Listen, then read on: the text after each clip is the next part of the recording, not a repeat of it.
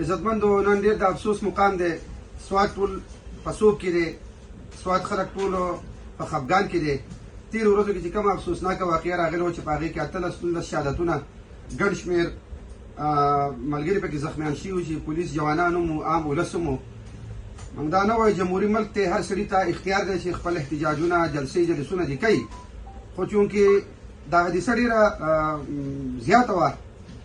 نو سی ایم هم راغلی و ګورنر صاحب هم راغلی و نور سیاسي لیډران هم راغلي وو په دې وخت کې کم از کم اخلاقي طور پر د پېښور دا جلسه چې پی ټي آی کومه دا ملتوي کول پکار وو په دې کې د ملکنډ ډویژن او خصوصا د سوات چې څومره ایم پي ایز ایم این ایز هغو خپل کردار ادا کړی او سیم یې مجبوره کړی چې دا جلسې بیا هم کېږي سوات ټول په سوق کې دی بیا د بدقسمتۍ خبر دا دی چې مطلب دا ده چې په هلیکاپټر کې سیب راغی نه د دغې شهداو دپاره څه د پیکج اعلان نه د دغې شهداو کورونو ته لاړو چې فاتحه وکړي لاسنیوه وکړي نه د زخمیانو مطلب دا دی کورونو ته لاړو به هر حال هغه ټوله دنیا په میډیا وکتو چې خپل هغه پټوسیشن یې پوره کړو او لاړو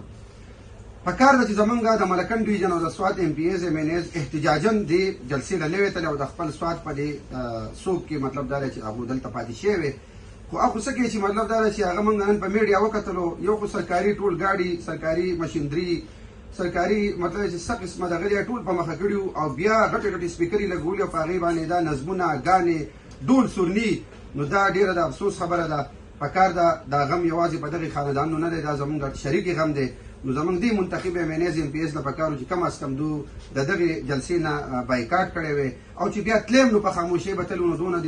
ډولکو سورنو ته ضرورت څه په هر حال دا د سوات د خاورې سره ظلم دی زیاتی دی موږ د دې په سختو ټکو کې غندنه کوو ډېره